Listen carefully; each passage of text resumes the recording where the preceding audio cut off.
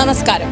തദ്ദേശ തെരഞ്ഞെടുപ്പിന്റെ പോരാട്ടം നാടെങ്ങും കൊടുമ്പിരി കൊണ്ടിരിക്കുകയാണ്. നില 24 ലൈവ് ഇന്ന് എത്തിയിരിക്കുന്നത് കുലുക്കലൂർ പഞ്ചായത്തിലാണ്. കുലുക്കലൂർ പഞ്ചായത്തിന്റെ 1-ാം വാർഡിൽ നിന്നും ജനവിധി തേടുന്ന സ്ഥാനാർത്ഥിയാണ് ഞങ്ങൾ ഇനി നിങ്ങൾക്ക് പരിചയപ്പെടുത്താൻ പോകുന്നത്.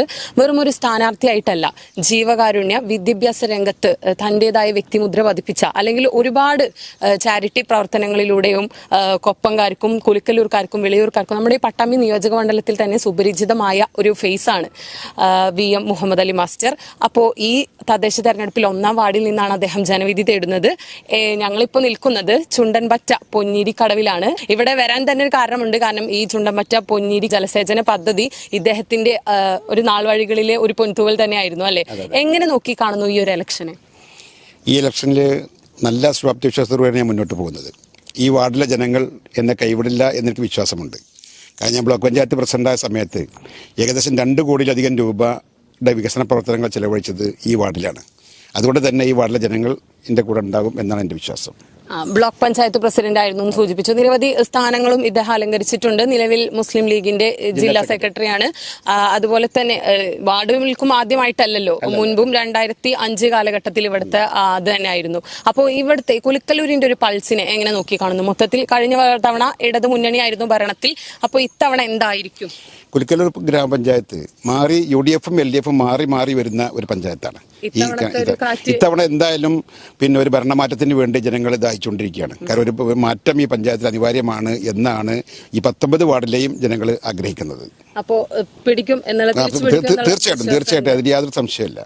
അധികാരത്തിൽ വന്നു കഴിഞ്ഞാൽ 1-ാം വാർഡിനായിട്ട് എന്തൊക്കെ കരുതി വെച്ചിട്ടുണ്ട്? ഞാൻ ഈ 1-ാം വാർഡ് എന്ന് പറയുന്നത് കുലുക്കലൂർ പഞ്ചായത്ത് തന്നെ തൂതപ്പുഴയാണ് 3 ഭാഗത്തും ചുറ്റപ്പെട്ട് കിടക്കുന്നത്. ഈ തൂതപ്പുഴയിലെ ഏറ്റവും കൂടുതൽ ആഴമുള്ള പ്രദേശമാണ് പൊന്നേരിപ്പാറക്കടവ്.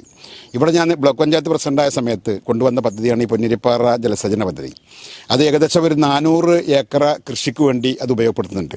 അത് ഏകദേശം ഒരു 4-5 കിലോമീറ്റർ ദൂരത്തിൽ ഇപ്പം അതിൻ്റെ പൈപ്പ് ലൈൻ എത്തി വെള്ളം സപ്ലൈ ചെയ്തുകൊണ്ടിരിക്കുന്നു. ഇനി ഈ തൂതപ്പുഴ ജലസ്രോതസ്സിനെ ഉപയോഗപ്പെടുത്തിക്കൊണ്ട് ഒരു നല്ല കുടിവെള്ള പദ്ധതി കൂടി ഈ വാർഡിലേക്ക് കൊണ്ടുവരണം എന്ന് ഞാൻ ഉദ്ദേശിക്കുന്നുണ്ട്.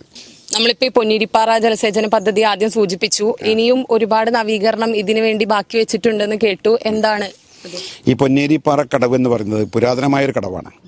നമ്മുടെ കൊടിക്കുന്നത്ത് ഭഗവതി ക്ഷേത്രത്തിൻ്റെ അവിടെ നിന്ന് ഇങ്ങോട്ടുള്ള ആളുകളൊക്കെ പുലർച്ചെ 5 മണി മുതൽ കുളിക്കാൻ വരുന്ന പ്രദേശമാണിത്. ധാരാളം സ്ത്രീകൾ കുളിക്കാൻ ഇറങ്ങുന്ന പ്രദേശമാണ്. അപ്പോൾ അവർക്ക് സ്വസ്ഥമായി ഇങ്ങോട്ട് വരാനുള്ള വഴി ശരിയാക്കി കൊടുക്കുക, അതുപോലെ തന്നെ കുളിക്കാൻ ആവശ്യമായ പടവുകൾ ഇവിടെ ഉണ്ടാക്കി കൊടുക്കുക, അത് സ്ത്രീകൾക്കും പുരുഷന്മാർക്കും വെവ്വേറെ ഉണ്ടാക്കി കൊടുക്കുക എന്നുള്ളത് ഈ നാട്ടുകാരുടെ ഒരു ആവശ്യമാണ്. അത് ഈ പഞ്ചായത്ത് ഭരണസമിതി അധികാരത്തിൽ വന്നാൽ ഉടനെ തന്നെ ചെയ്യുന്നതാണ്. നമ്മുടെ യൂത്തിന് വേണ്ടിയിട്ട് ഇപ്പൊ യൂത്താണല്ലോ മെയിൻ, യുവത്വം വരട്ടെ എന്ന് പറഞ്ഞ ഒരുപാട് ചെറുപ്പക്കാരായ സ്ഥാനാർത്ഥികൾ വരുന്നുണ്ട്. അപ്പോൾ യുവത്വത്തിന് വേണ്ടി എന്തെങ്കിലും? ഈ യുവത്വത്തിന് പിന്നെ യുവാക്കൾക്കുള്ളൊരു പിന്നെ ബുദ്ധിമുട്ട്, നമ്മുടെ പഞ്ചായത്തിൽ ഒരു പൊതു കളിസ്ഥലം ഇല്ല എന്നുള്ളത് ഏറ്റവും ഒരു കുറവാണ് നമ്മുടെ പഞ്ചായത്തിനെ സംബന്ധിച്ചിടത്തോളം. അത് പഞ്ചായത്ത് ഭരണസമിതിയെ കൊണ്ട് മാത്രമാകുന്നതല്ല. പഞ്ചായത്ത് ഭരണസമിതിയും ബ്ലോക്ക് പഞ്ചായത്തും ജില്ലാ പഞ്ചായത്തും ബഹുമാനപ്പെട്ട MPയും MLAയും അതുപോലെ തന്നെ നമ്മുടെ കേന്ദ്ര കായിക യുവജനക്ഷേമ വകുപ്പ് അവരെയൊക്കെ സഹകരിപ്പിച്ചുകൊണ്ട് നമുക്കൊരു കളിസ്ഥലം ഉണ്ടാക്കാൻ സാധിക്കും. കാരണം ഫണ്ടൊക്കെ അനുവദിച്ചുകൊണ്ട്. അപ്പോൾ നമ്മുടെ കുട്ടികൾക്ക് ഈ വിദ്യാർത്ഥികൾക്കും പിന്നെ യുവാക്കൾക്കും കളിക്കാൻ ആവശ്യമായ ഒരു ഗ്രൗണ്ട് ഉണ്ടാക്കുക എന്നത് നമ്മുടെ സ്വപ്ന പദ്ധതിയാണ്.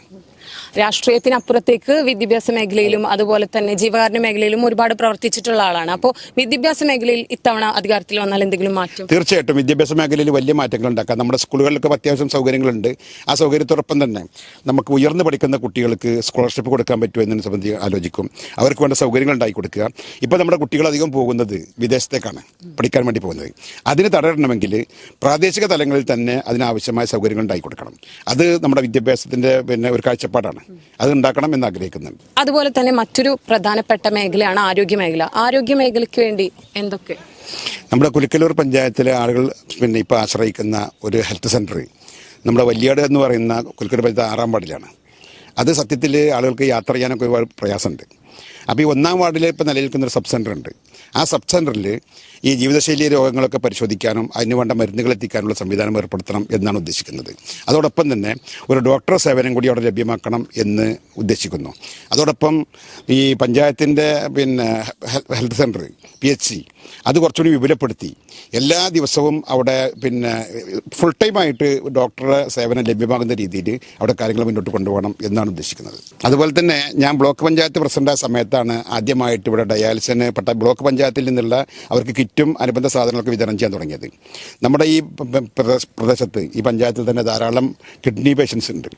അവർക്ക് ഡയാലിസിന് ആവശ്യമായിട്ടുള്ള കിറ്റും അനുബന്ധ സൗകര്യങ്ങളും വളരെ വിപുലപ്പെടുത്തി കൊടുക്കണം എന്നാണ് ഉദ്ദേശിക്കുന്നത്. കാരണം കിഡ്നി പേഷ്യൻസ് ഇന്നത്തെ സാഹചര്യത്തിൽ വളരെ ബുദ്ധിമുട്ട് പിടിച്ച ഒരു അസുഖമായിട്ട് നമ്മുടെ രാജ്യത്ത് പടർന്നു പിടിച്ചുകൊണ്ടിരിക്കുകയാണ്. അപ്പോൾ അതിനുള്ള ഒരു മാറ്റം ചികിത്സാ സംവിധാനത്തിൽ ഉണ്ടാക്കണം എന്നുദ്ദേശിക്കുന്നുണ്ട്.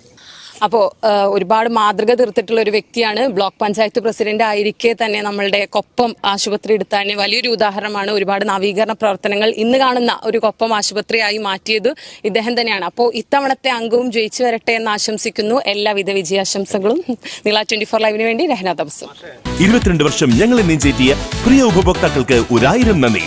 മനസ്സിലുണ്ടോ മാക്സിലുണ്ട്. MWC Max wedding centre, Pattambi, Koppam, Kuttanad. Opening shortly at Valanchery.